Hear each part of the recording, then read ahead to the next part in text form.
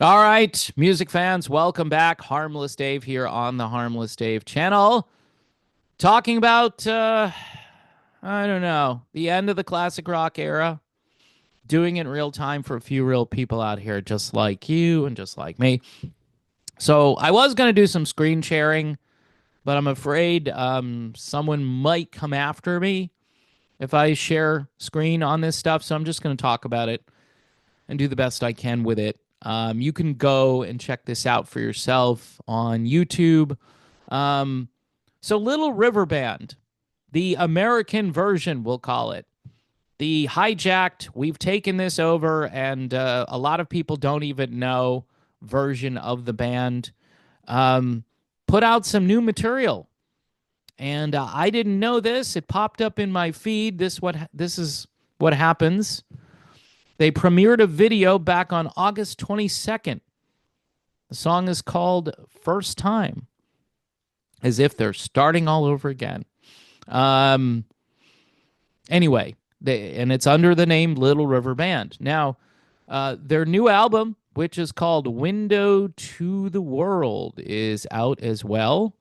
Um, there are how many tracks? 14 tracks in all.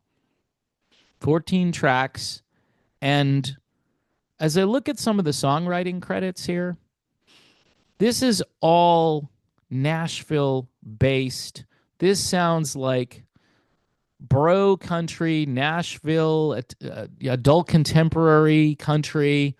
This guy, Colin Winry, appears to be the new mastermind behind this. But one of the songwriters is country superstar, used to be in the 90s, Brian White. So you know where this is coming from. I'm just going through some of the tracks here. And again, I cannot play the tracks.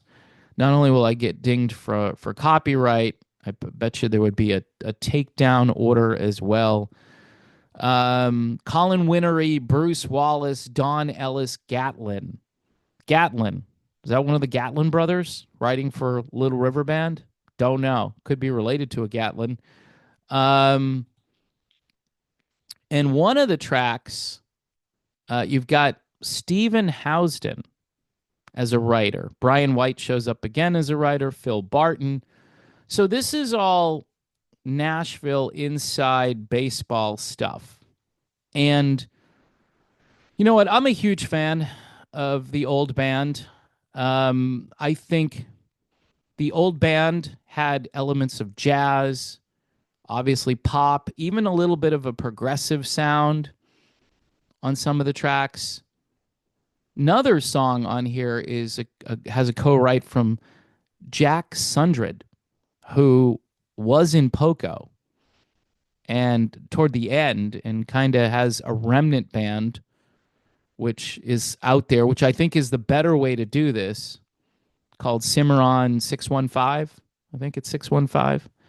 And that's kind of like celebrating the legacy of Poco, but kind of moving into the future. So he's got a co-write on a song called Deep in the Hush. I'm just going through the tracks as I'm talking here, looking at who's on this. Max Shepard, Beverly Mahood, Bruce Wallace. And again, your main producer is this guy, Colin Winry. Could be Winery, but it's two N's. I'm going to hope that the I is the short sounding I, not the long sounding I. I don't know if he'd want to be known as Mr. Winery, but maybe he is. Colin Winry. And so he appears to have kind of taken control of this. Wayne Nelson is still kicking around. I don't see any writing credits for Wayne Nelson, who likes to talk about how, he was brought in to kind of save the other guys because they weren't getting the right vocal takes. And once he started to sing in the band, it was magic. Everything was fine. So all the credits are Don Ellis Gatlin. Sounds like a Gatlin brother to me. I don't know. Maybe it's not. Maybe it's just a coincidence. I don't know that much about the Gatlins, but I do know that they're kind of a big deal in Nashville. So, as far as listening to this stuff, what does it sound like? It sounds like Nashville music. Um, One song here says it features Randy Houser. Randy Houser, Soul Full of Sunshine. They made a video for it. Um, I don't know. I'm just going through these still. Brian White shows up a lot. Brian White was a real big deal in the 90s for maybe 2 or 3 years. I'm pretty sure I have a couple of his albums in the stack here. Um, I like him. He's a great singer, but I just feel bad for the legacy of this band because they're just gonna continue on. I spoke with Graham Goebel not too long ago, last year probably. I know I did a video I think with him last year talking about the Masterpieces collection and all the great remastered stuff that they had put out from the old days, and that is super high quality, and people should go listen to it, go purchase it, put it in your collection. It's amazing. Um, that stuff compared to this stuff, all right? Now you may say, "Oh, this is good sounding music, Dave. What's your problem?" My problem is it doesn't represent um, the golden age of Little River Band. If you want a golden age, I hate to use that expression. Old people use golden age, but it's golden age. That's what it was, starting in the mid 70s. I mean, this band had elements of pop, jazz, obviously rock, soul music. I mean, this was a blend of different things and different influences. Yeah, there was probably a little bit of that outback country sound or whatever. But one thing about Australia, as far as songwriting, it's very distinctive. You can find a little bit of quirkiness, a little bit of a left field approach at times, but rooted in really great melodies, pop melodies, whether it's AC/DC, Men at Work, In Excess. You can go down the list. I used to love this band in college called Hoodoo Gurus. And these guys wrote ginormous hooks. They wrote around those hooks, and you could just hear a difference. And a lot of that music that came ashore here to the United States should have done better. Because it was from Australia, they were like, oh, there was always this, they're from down under, and we always had to have the Crocodile Dundee thing going, whatever. And it's like, just listen to it. It's really good. And so my point here is none of this new stuff, which I've listened to, and I would say, yeah, it's friendly, innocuous, good music, has no relationship, like zero relationship with the band that came from Australia, like none. So not only have you got the name, but now you've kind of got a new sound. You don't have the same sound, except when you're playing the hits, and then you replicate the hits. And I'm assuming that this new guy, this Colin Winry guy, there's a description on their website. I'll read it to you. Colin Winry is an accomplished Nashville musician, songwriter, and engineer. He has toured as a guitar player with Wynonna Judd, Lone Star, Brian White, who's all over this album, and Savannah Jack. On bass, he's worked with Carolyn Dawn Johnson, Billy Gilman, Brian White again, and Tim Rushlow from Little Texas. It's interesting. So he plays bass as well. I wonder if he's going to just completely displace Wayne Nelson at some point. By the way, his songwriting credits include cuts for Triple Scoop Music Licensing. Triple Scoop. They've been placed in multiple TV shows. The Young and the Restless, All About Us, Huff, One Life to Live, and All My Children. He could write me a song for As the REO Turns, or maybe in this case, As the LRB Turns, right? In stark contrast, he has engineered sessions for Willie Nelson and Jamie O'Hara, just to name a few. Stark contrast. I don't know. So this guy is a country dude. He brings this wide range of experience to the stage with Little River Band, adding a fresh energy to the rhythm section and to the vocal stack.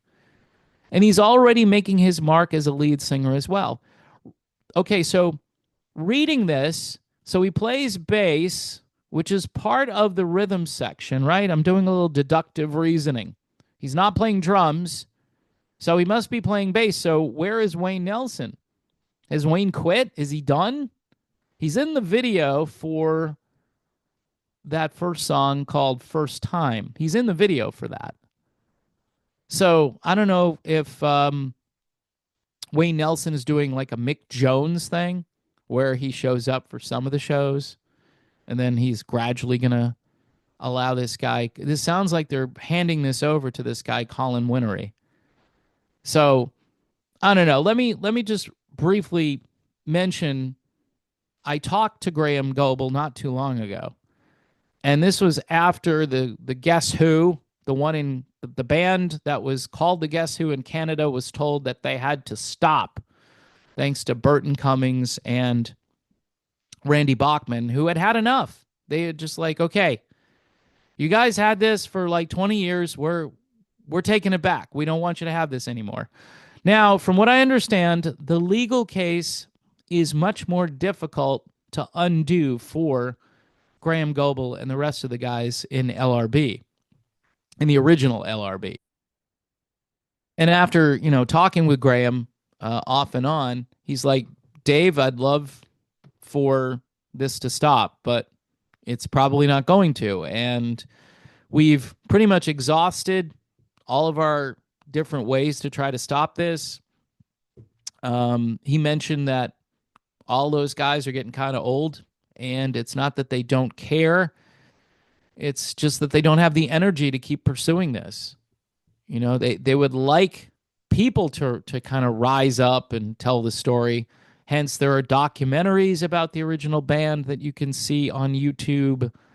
And there are people like me who were actually originally, I was on the other side of this. I was making fun of B. Birtles all the time. That was in those early years of me doing this. I just thought the name B. Birtles was hysterical, and so I was making fun of them. But those guys are brilliant, all of them. Glenn Shorrock and Abib and everybody who was in that band originally, they were all brilliant musicians. And I just think this new band that continues to carry on, not only are they just pretending that this old band doesn't exist, but now they're just adopting this soft rock bro country thing from Nashville. And that's going to be their sound moving forward. Even if you think it's not bad music. That's the problem. People are coming along saying, what's your problem with this? My problem is it doesn't sound like LRB. That's the problem. It sounds like some new band from Nashville that has the name, and that's what the Guess Who tried to do, and other bands have moved on and said, hey, we love the legacy, we love the old music, but, we're moving forward. We'll always go out and make money playing the old stuff, and we'll finance whatever we're doing now with that old stuff, and hopefully people will like the new stuff we do. But they can just do that as a hobby. They don't have to make new material, but they did. This album has 14 tracks on it. And again, it's not bad music. The album cover is kind of cool. It's like a window opening up to the ocean. So you're thinking, oh, maybe it's kind of like a Jimmy Buffett kind of thing. I don't know. It's good marketing.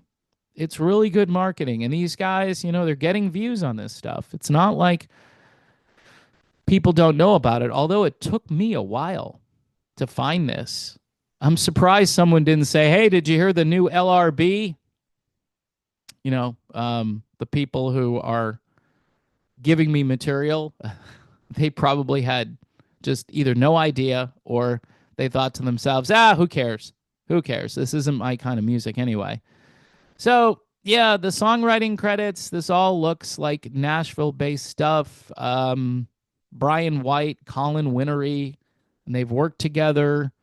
So this is a nice inroads. I mean, if Brian White started showing up for LRB, that wouldn't surprise me. He would give the thing a little more name ID. But do we really need to go more Nashville? I don't know. It's just, I think these guys are really doing a disservice by taking the band in this direction, in addition to the fact that they continue to tour. I get it. All right. I want to send a message to everybody who's in this organization. I'm not wishing you guys any ill will. Go out there and make your money. Go out there and sell your merch. Go out and sell tickets. Whether I do videos or not, people were actually afraid that I would do a video like this and people wouldn't show up for the shows. I don't think that's going to happen. I think now people are going to go check out this album and they're going to go, I don't know what's wrong with it. I like it. I think it's pretty good. And by the way, the comments on that video are overwhelmingly positive. People are saying things like, yeah, well, I know it's easy to dump on this because it's not the original band, but nobody can really deny that it's really good. And it's good for what it is, though. It's not really moving the legacy of this band forward. My advice, since you have the name, and it appears that, Graham and the other guys are just like, we just want to live our lives at this point. We want to be recognized. But apparently that's not going to happen. Do two things. Try to sound like LRB if you're going to make new stuff, right? Get a producer that doesn't bring the band into This isn't a Nashville band.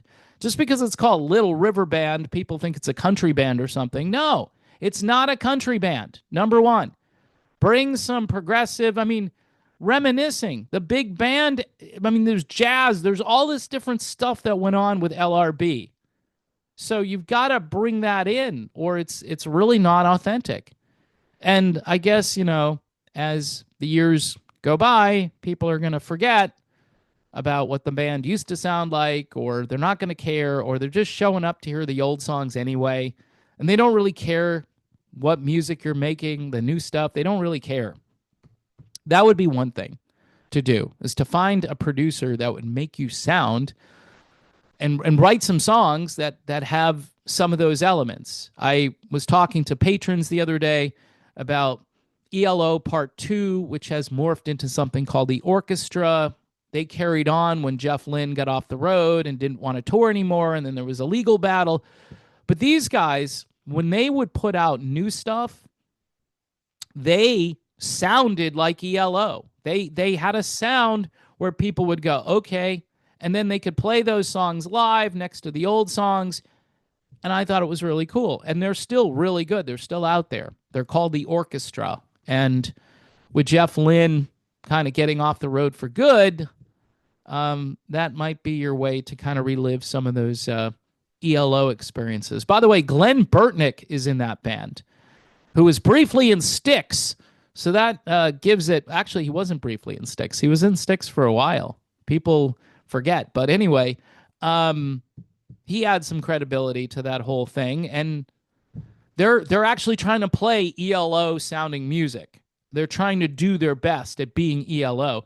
These guys just sound like an adult contemporary bro country band. And I don't know. That's not a good way to carry on the legacy. The second thing I would do is you need to honor and recognize the guys who started this. You need to honor them. You need to put out information about them. Hey, it's kind of like the JFK stuff. After a really long time, people aren't going to care as much as they used to. So you could say 50 years ago, a bunch of dudes from Australia got together and they started the Little River Band, and they were amazing. And let's do a profile on each of them.